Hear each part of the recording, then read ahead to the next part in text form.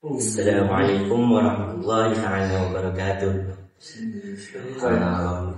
Pertama-tama saya ingin mengenalkan diri saya sebagai moderator Muhammad Amirul. Itu panel pertama Anas. Nama saya Anazuddin. Dan panel kedua. Assalamualaikum semua. Nama saya Irfan Jadi SPM7JP. Boleh panggil saya Irfan atau lagi sahaja. Dan ini kami nak kongsi tentang remaja yang ingin kahwin di usia muda. Okay, perkahwinan itu adalah satu ikatan suci yang disyariatkan oleh Allah untuk membina keluarga yang bahagia. Tapi pada masa kini ramai remaja yang ingin kahwin awal sebab kerana cinta mereka. Betul. Ada banyaklah cabaran yang kena mereka lalui. Contohnya macam aspek duit, emosi dan ambil kesan. Okay. Untuk yang pertama, pada percakapan dasar, apakah cabaran yang akan mereka hadapi? Pada pendapat saya, cabaran yang mungkin golongan remaja yang kami awal ni hadapi ialah mereka akan mudah terpengaruh. Contohnya terpengaruh dengan budaya barat, sebab budaya barat ni kan ada pelbagai macam aktiviti mereka atau normalisasi dalam kehidupan mereka itu bercanggah dengan kita punya cara Islam ni. Sebab apa anak muda ni dia suka ikut pengaruh barat ni? Sebab pengaruh barat ni dikatakan efektif dalam hidup untuk mencapai kebahagiaan di dunia. Padahal cara barat yang liberal ni contohnya seperti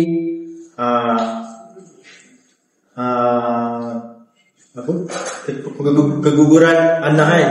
Contohnya pengaruh barat, contohnya dia nak child free, nak anak bebas. Maksudnya apa? Maksudnya dia nak kahwin tu, dia tak nak ada anak sebab mereka anggap anak remaja kita lah, anggap anak-anak tu beban. Anak-anak tu dia meningkatkan kos sara hidup. Jadi mereka anak-anak muda ni dia terikut lah. Tapi contohnya seperti saya kata tadi, keguguran anak. Lepas tu ada yang tak berlangsung lah. Contohnya suami dan isteri dia tak buat perkara tersebut. Dan juga ada yang ambil pendekatan untuk cari si suami tu, dia tak nak ada anak dengan isteri kan, dia sanggup pergi cari perempuan lain. Dia buat nak lepaskan nafsu. Jadi bila lepaskan nafsu dekat perempuan lain, tak adalah anak. Betul tak? Sebab perempuan tu kita bayar kan. Jadi kita bayar dia nak buat perkara maksiat tersebut, dan kita juga bayar untuk gugurkan anak itu. Jadi bila mereka buat perkara begini, akibatnya pasangan tersebut mereka punya mentaliti atau psikologi nak kahwin macam dalam perkahwinan tu kan, seperti yang kita bekerja sayang, sama-sama naik, sama-sama jatuh kan. Jadi bila mereka dah buat macam tu, dia punya macam lumrah manusia ni dah rosak. Ada bukti perkara ni berlaku kan. Konselor motivasi dan keluarga Muslim Saleh berkata trend berkenaan, iaitu trend mengikuti pengaruh barat, dilihat semakin bercambah dalam kalangan masyarakat, terutama pasangan muda sejak 4 tahun lalu. Menurutnya lebih membimbangkan gaya hidup yang popular di negara barat itu juga dilihat menular dalam kalangan Muslim di negara ini, yang mana ia sama sekali bercanggah dengan ajaran agama Islam yang menyifatkan anak adalah rezeki. Jadi kalau kita nak cari kalau kita dah kahwin tu nak cari petunjuk ke cara nak hidup bahagia tu kita kena hati-hati lah. Terutama kita ni sebagai orang Islam. Kita pun ada panduan diri. Contohnya dalam firman Nabi, dalam hadis,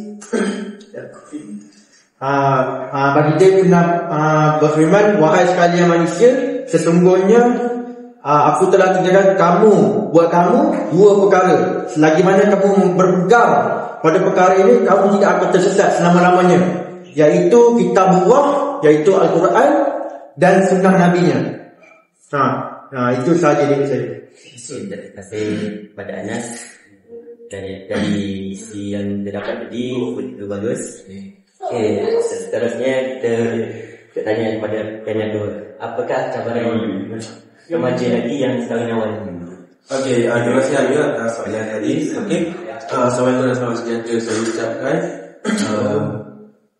Berarti saya di sini untuk memberikan pandangan saya mengenai cabaran, terutama pada golongan muda yang mempunyai keinginan untuk berkahwin awal. Okey, saya boleh bagi satu cabaran.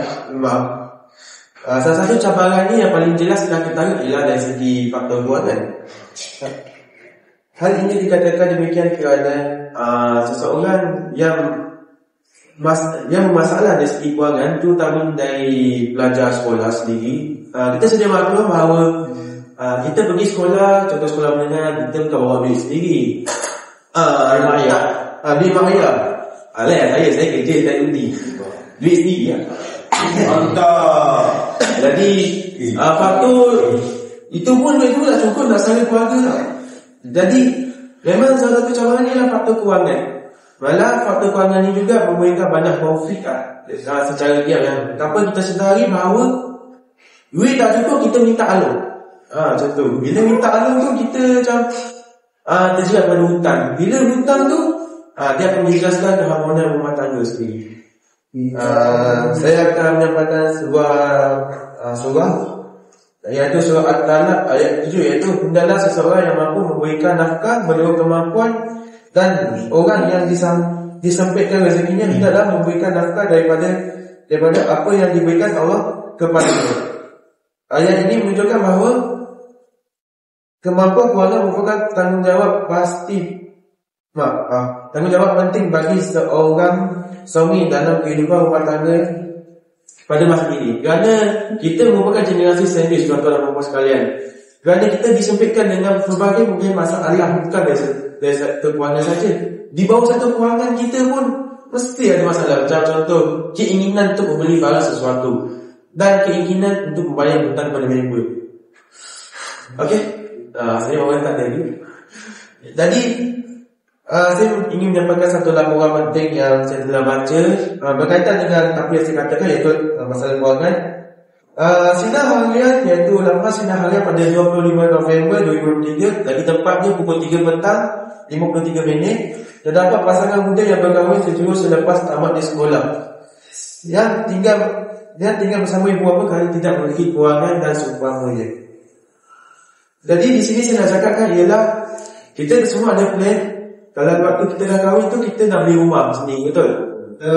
Kalau kita ikut standard cerita orang Melayu drama 27 macam contoh cerita drama saya tengok, Rahman tak berani famous lah cerita dia. Kalau asli ingat lah. Jadi wanita yang kahwin dengan lelaki tu wanita yang tinggal bersama suaminya, iaitu rumah besar. Tapi mana datangnya rumah besar apabila anda masih habis tamat SPM? Anda kerja tak ada, kerja yang betah lagi. Pengalaman apa anda ada? Pengalaman apa yang anda ada? Satu tambah satu sama dengan 2? Tak. Pengalaman apa lagi? Rumusan? Tak, semestinya. Mungkin standard kita mungkin kerja dekat 70, cashier dan seumpamanya kan. Adakah ia cukup bagi kita untuk menjaga seorang anak dara orang? Betul. Tak. Bagi pandangan saya sendiri, tak. Jadi oleh itulah saya tapi saya menuju kepada akhir kata saya lah. Oleh itu Islam mengajarkan agar seseorang harus buat persediaan sebelum kahwin agar tanggungjawab nafkah dapat dipenuhi, dan keharmonian rumah tangga dapat dipelihara. Jadi saya nasihatkan kepada calon suami ni yang dekat hadapan saya, termasuk wanita juga. Sabar. Termasuk wanita juga agar fikir-fikir dulu sebelum melakukan sesuatu, kerana faktor kewangan sekarang ni memang menyempitkan kita lah. Kecuali kalau anda ada emas, tu okey lah. Okey, akhir kata daripada saya Pak Danish. Assalamualaikum. Habis tadi? Boleh tak? Terima kasih. Kita boleh tahu bahawa duit memang sangat penting dalam hidup. So, kita teruskan dengan Anas pula. Okay, ni cabaran yang 3. Okay, pada pendapat saya, cabaran yang lainnya dalam kahwinan ni bagi orang muda lah, terutamanya cabaran nak asingkan hidup berkahwin dengan media sosial. Kenapa boleh kata macam tu kan? Sebab orang muda ni kan dia suka perhatian. Dia gila publicity kan. Jadi dia sanggup buat apa-apa je untuk dapatkan pengikut yang banyak, dapat like, dapat itu. Ni seiring dengan apa yang dikata oleh penolong pengarah kanan Jabatan Majlis Islam Malaysia Jakim Nur Farizan Jaafar, ada berkata bahawa ada individu yang belum kahwin, dia tengok kawan dia artis kegemaran ataupun saudara mara sendiri menghantar gambar, membuat hantaran gambar perkahwinan di media sosial, sehingga membuat diri mereka yang belum kahwin tercabarlah. Jadi bila mereka tercabar, dia muncul sifat-sifat cemburu, sifat-sifat dia macam orang muda kan, kita timbul dia sanggup buat apa-apa je nak kasih sayang, nak perkara yang sama apa yang orang yang dah kahwin tu dapat. Jadi apa kaitan dengan media sosial kan? Jadi bila kaitan dengan media sosial, orang muda ni bila dia kahwin hanya untuk terkenal kan? Hanya untuk digemari, disayangi. Dia dah kahwin tu, dia niat dia memang untuk popular, dia sanggup je buat apa-apa je untuk netizen-netizen yang menonton, terutama di TikTok ke, YouTube ke dan sebagainya. Contohnya lepas kahwin kan, contohlah dia hantar gambar, lepas tu dia rasanya macam tak cukup lawa isteri aku ni. Jadi dia paksa, contohlah dia turun isteri dia tu buat kemudahan plastik supaya lebih banyak lagi view. Kalau isteri tu takut, paksa lah. Bila dah paksa tu, dia dah mulalah niat tu lah lari. Sebab kita kahwin ni kan, untuk nak elakkan diri daripada melakukan zina. Lepas tu kita nak kahwin ni pun nak teguhkan lagi kekeluargaan tu sesama keluarga si suami dengan keluarga si isteri. Lepas tu tujuan lainnya juga, tujuan terutama kita sebagai orang Islam ni untuk beribadat kerana Allah. Sebab kahwin ni kan satu ibadat. Jadi bila kita dah mula kahwin sebab gila publicity tersebut, niat kahwin tu dah lari. Firman Allah dalam surah Al-Dariyat ayat 49 ada berkata, ada yang bermaksud, dan segala sesuatu yang kami ciptakan berpasang-pasangan supaya kamu mengingati kebesaran Allah. Jadi janganlah kita lalai dengan media sosial ni. Jadi lebih baik kita fokus kepada masa hadapan diri kita dan keluarga kita. Saya serahkan kepada Menteri kita. Terima kasih Anas. Dari isi yang dibimbing tadi, depan saya nak tanya ulama remaja sekarang ni, dia suka hiburan dengan trend daripada segi ini. Apa yang baik? Okey, terima kasih juga atas soalan tadi. Itu soalan yang bagus dan perlu didekatkan kepada orang muda pada hari ini, kerana kita telah didedahkan kepada media sosial yang anti daya Yahudi lah. Tanpa sedar sendiri ya. Jadi okey, baiklah. Itu soalan yang bagus. Isu perkahwinan pun merupakan peranan penting. Salah satu faktornya ialah media sosial lah. Tapi apa saya nak tekankan ialah faktor ilmu juga merupakan peranan. Kerana kita dalam melakukan sesuatu mesti memerlukan ilmu. Jadi salah satu cabaran dalam berkahwin pada usia muda ni ialah cabarannya tidak cukup ilmu dan tidak cukup kematangan dalam rumah tangga sendiri. Hal ini bersangkut paut dengan emosi setiap suami dan isteri sendirilah. Saya cerita sebelum ada anak lahir.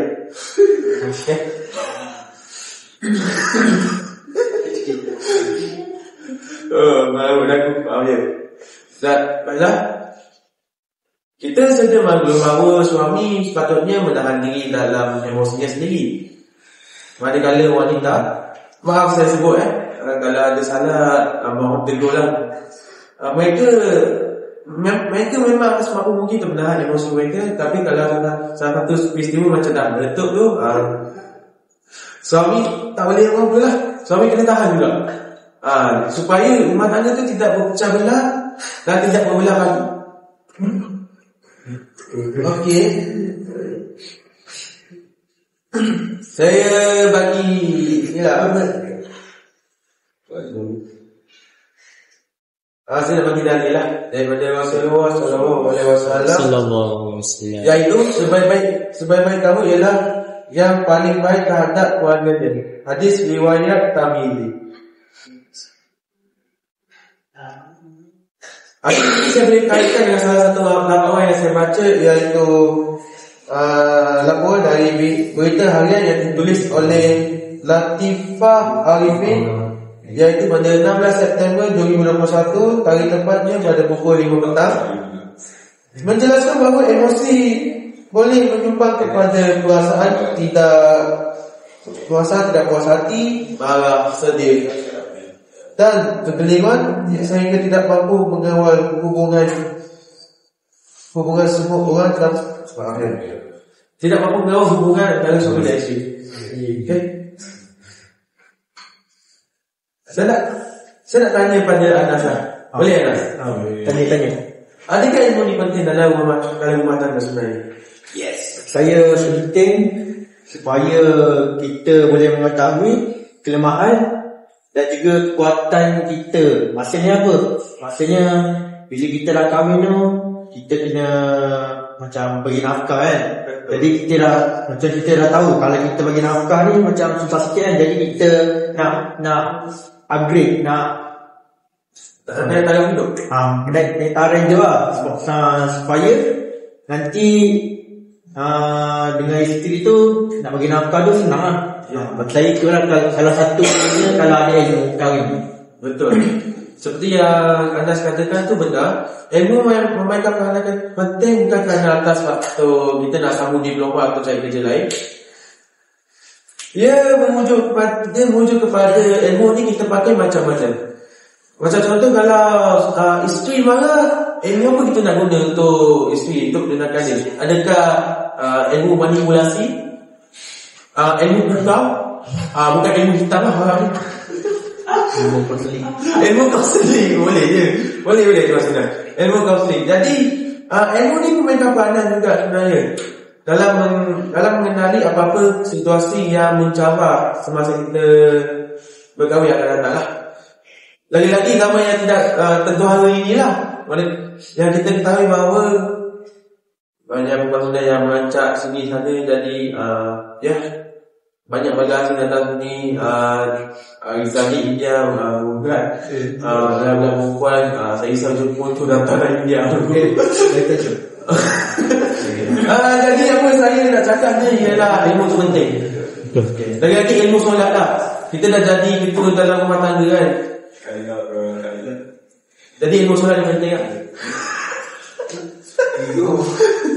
Tak apa, saya juga kesimpulan je lah. Oleh itu sebagai rakyat Malaysia, saya berharap agar semua orang dapat mengawal emosi dalam keadaan susah demi menjaga aib muka dan maruah diri dan bangsa serta agama, insya-Allah. Jadi saya silakan moderator, saya silakan kepada moderator untuk berikan kesimpulan akhir. Terima kasih kepada maklumat yang diberikan oleh Anas dan Irfan. Saya ingin kita bertiga bicarakan untuk mengurangi remaja Maksudnya kahwin awal. Mereka galang-galang. Okey. Saya bagi idea saya dulu. Pada pendapat saya, pendidikan agama penting dalam ilmu rumah tangga ni supaya mereka tidak berpecah belah dan dapat membangun keluarga yang bahagia. Okay. Selain itu, pihak sekolah dan masyarakat boleh melakukan kempen sesedaran atau seminar kekeluargaan supaya kalau remaja ni tetap nak kahwin awal juga, mereka tahu apa yang mereka lakukan daripada seminar itu. Okey, bisa saja dia. Saya pula. Okey, pada pendapat saya, selain daripada apa yang dikatakan oleh moderator, tentunya dengar ceramah. Kurangnya tu dengar ceramah, dengar syarahan tentang kahwin ni. Bagi saya salah satu metod cara yang berkesan adalah apa? Kita rujuk ibu bapa kita sendiri. Sebab apa? Bagi saya ibu bapa ni merupakan mentor atau guru yang memang berkesan kalau bapa kahwin. Dia macam kita dengar pun lah, kalau kita cari maklumat ada kat ujung jari kan. Jadi kalau bapa kahwin ni, kita tanya dia direct. Kita tanya dia terus kepada ibu bapa kita. Contohnya apa? Contohnya mungkin kita sebagai seorang suami kan. Contohlah kita boleh tanya apa yang kita kena ada dulu, kereta jenis apa kena ada. Okay, kalau kita dah kahwin kan, contohnya isteri tengah marah, okay, kita tak tahu nak buat apa sebagai seorang suami. Jadi kita terus tanya ayah kita, tanyalah macam mana nak lembutkan hati isteri ni seperti apa yang ayah buat kepada mak. Kita tanya, kita dapat resepti rahsia kebahagiaan keluarga untuk mencapai kekeluargaan yang bahagia. Itu pendapat saya. Apa pendapat Irfan? Okey, baiklah Anas. Terima kasih atas jawapan tadi. Cadangan kami saya ialah tujuan dan matlamat. Okey, tuan-tuan dan puan-puan sekalian, tujuan dan matlamat ni penting kerana sebelum kita nak kahwin, kita kena tahu apa matlamat kita untuk kahwin. Mengapa kita ingin kahwin awal? Sebab dia ada faktor kontra, je why, when and how. Betul. Jadi dengan adanya tujuan yang jelas bahawa kita telah mengetahui bahawa pada tujuan perkahwinan ini menuju ke mana. Mungkin menuju ke laut, mungkin menuju ke rumah. Aduh, lawak tak jadi.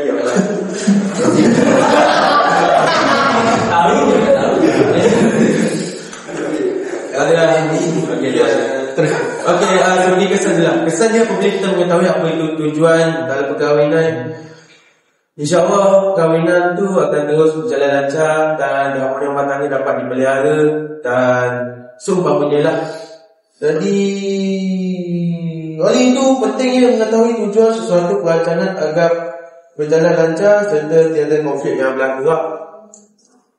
Jadi nanti saya akan tanya Oni dan pastinya. Okey, itu saja daripada saya. Okay. Jadi mereka sebenarnya anak kahwin awal ni boleh je, tapi kena ada persiapan yang matang yang rapi dari segi ilmu rumah tangga dan juga kewangan lah yang paling penting menurut saya. So saya rasa itu sahaja daripada kami semua. Sekian, terima kasih. Boleh. Saya nak tanya. Boleh kepada saudara Amirul. antara perkahwinan berkahwin awal ataupun berkahwin selepas persiapan yang matang, bagi Birul lah, mana yang lebih baik? Kalau saya kahwin bila kita dah ada persiapan yang matang, sebab ia boleh memudahkan segala urusan ini. Betul. Kita dah ada duit, kita dah ada listrik, kita dah ada rumah. Terus tinggal kita sikat. Baik Pak. Ni boleh tadi. Amirul kamu persiapan matang. Contohnya apa persiapan tu? Persiapan yang contohnya ilmu rumah tangga, kewangan, rumah. Rosak. Okay. Sila soalan. Saya kalau saya kan macam nak kahwin awal kan kena ada persiapan yang matang. Dia macam kewangan kan. Tapi orang kata kalau lepas kahwin lagi dua rezeki. So macam mana? Okey, soalan ni saya boleh terangkan. Kewangan, apa tadi soalan ni?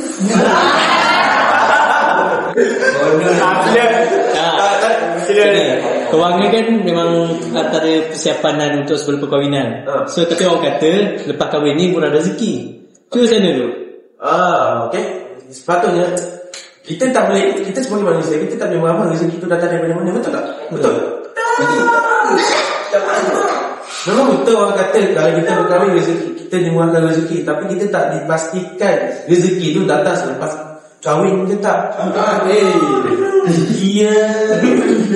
Saya cakap macam ni sebab banyak dah saya tengok orang kata pinjam ahlong lah, minta hutang semua. Jadi saya tak nak saya nak cakap rezeki diorang itu tidak mustahil, tapi ya, anggap saja kewangan ni sebagai final option lah bagi kita semua. Ini easy je, final option untuk kita memiliki sekurang-kurangnya tabungan kewangan dalam kehidupan kita.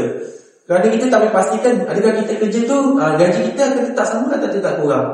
Sebab kita hidup dalam keadaan inflasi. Itu saja daripada saya. Macam ni lah. Kan kahwin awal dapat rezeki. Kalau apa? Sepatutnya kalau lebih baik kita sedia dulu kan. Dia macam ni lah. Dia gantung pada manusia sendiri. Mentaliti dia macam mana. Dia ada orang boleh dijatuh satu gunung sekali pun dia boleh naik balik. Ada orang dia tak boleh. Dia kena bersedia dulu. Jadi dia bergantung lah. Kalau kita punya komitmen terhadap keluarga itu sendiri, adakah kita punya, bila kita nak kahwin tu, kita sanggup macam kita sanggup buat apa-apa sahaja demi isteri, demi keluarga yang bahagia, ataupun kita mentaliti lagi satu, kita hanya kahwin tu sebab mungkin saja suka-suka, sebab dia tak jadikan perkahwinan tu macam berjuang mati-matian lah. Contohnya dia masih berjuang, tapi dia berjuang biasa je lah. Dia bergantung lah mentaliti manusia tu sendiri. Soalan lagi? Ke tak saya bagi soalan? Kalau tak payah aku siap ni. Kalau Menjo nak kahwin kan, Menjo nak cari perempuan yang macam mana?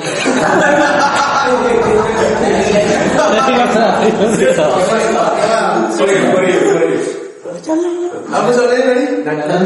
Ciri wanita idaman Menjo. Wanita idaman Menjo, ciri-cirinya. Aura. Aku boleh bagi satu lah. Tapi jangan cas lah. Saya suka orang tu tak tinggi daripada saya lah. Saya suka perempuan. Tidak. Jangan tanya kenapa lah. Okey, terima kasih Menjo. Ada lagi. Ada. Salah. Angin. Oh, manggil Itu saya. Salah. Kita tak ada kan? Tak ada soalan. tak ada. Saya punya soalan Islam. Kalau kita tengok dalam Islam menggalakkan perkahwinan, nikah sunnati faman lam ya'mal bi sunnati falaysa minni kan. Tapi dalam masa yang sama, Islam menuntut adanya persediaan dan juga adanya kemampuan pada pasangan tersebut. Mengapa? Sebenarnya dua syarat tu adalah syarat yang menjadi prioriti kepada pelaksanaan perkahwinan yang mencapai kepada maqasid syariah itu sendiri. Pada pandangan awak lah, Mengapa dua benda tu yang menjadi satu elemen yang penting bila mana kita nak memasuki fasa perkahwinan itu sendiri? Kemampuan dan juga persediaan.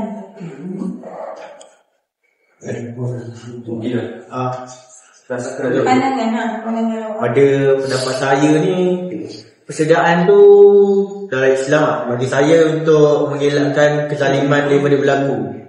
Sebab kalau bab persediaan ni seperti duit kan, kita nak duit ni nak hidup. Lepas tu nak hidup tu macam kita nak hidup bersosial tu, kalau ada minyak tu mesti ada kan. Jadi bila perkara-perkara asas tu dia tak ada, dia akan dia susah. Lepas tu dia akan muncul macam berlakunya kezaliman. Bukan kita nak, tapi sebab contohlah kita patutnya makan macam 3 kali sehari kan. Duit tak ada, kita makan 3 hari sekali.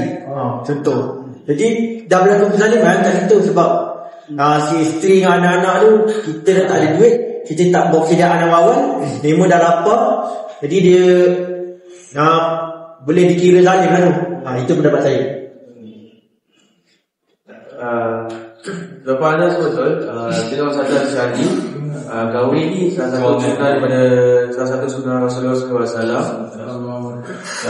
Tak kahwin tak dosa, itu saya cakap. Tapi persediaan tu memang perlu dipikir secara matang, kerana kita takkan tahu di masa hadapan apa yang kita akan hadapi. Mungkin perang dunia ketiga, inflasi, coronavirus 2.0 dan baru ni Influenza. Jadi sebab tu pun mereka pandang juga sebenarnya dari segi isu dan medical. Jadi persiapan tu memang penting lah. Kalau kita dah ada, macam contohlah macam kita dah ada jodoh, jadi kita dah boleh fikir lah. Dan fikir tu, saya nak simpan berapa, apa saya nak sediakan untuk saya berkahwin nanti. Ada tak duit seterusnya saya nak pergi haji, macam tu. Jadi ini memang mereka peranan sebenarnya untuk masa hadapan. Saya rasa itu sahaja pada saya. Pada pandangan saya, persiapan ni supaya kita tak bersusah selepas kahwin. Itu tadi. Ya.